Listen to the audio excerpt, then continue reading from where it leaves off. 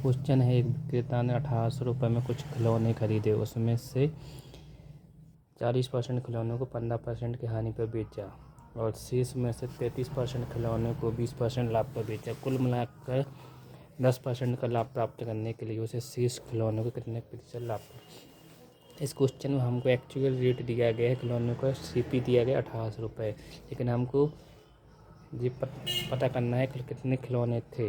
यानी कि हम देखते हैं खिलौने कितने थे।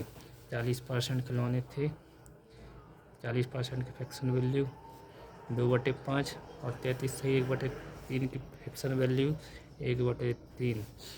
यानी कि हम जो भी खिलौनों की संख्या मानेंगे 5 और 3 का LCM मानेंगे, यानी कि 15 या 15 के मल्टीपल में कोई भी मान सकते हैं। हमने 15 माना है, 15 खिलौने थे माना 15 खिलौने थे।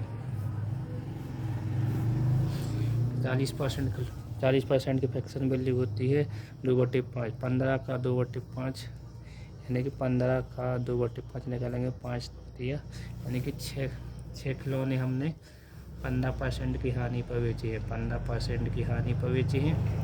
और 33 शेष में से 33 सही 1/3%, यानी कि सब 15 में से 6 खिलौने वृद्धि, हमारे पास 9 खिलौने शेष बचे हैं। 9 का 1/3 निकालेंगे तो 3 खिलौने हमने 20% के लाभ पर बेचा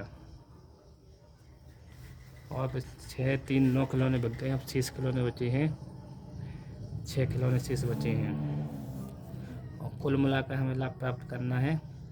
कुल मिलाकर हमको लाभ 10% का 15 खिलौनों पर 10% का लाभ प्राप्त करने के लिए, यानी कि हमको 150% का लाभ प्राप्त करना है।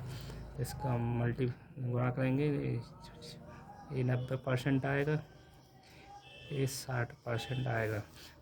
माइनस के 90% प्लस के 60% तो बचेंगे, प्लस माइनस के 30%।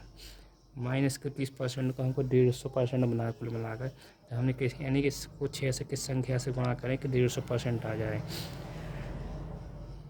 अगर हम 20% से गुणा करेंगे तो ये आएगा, इसको हम 20% इसको 20% से गुणा करेंगे तो 20% के लाभ पर बेचेंगे तो 120% आएगा।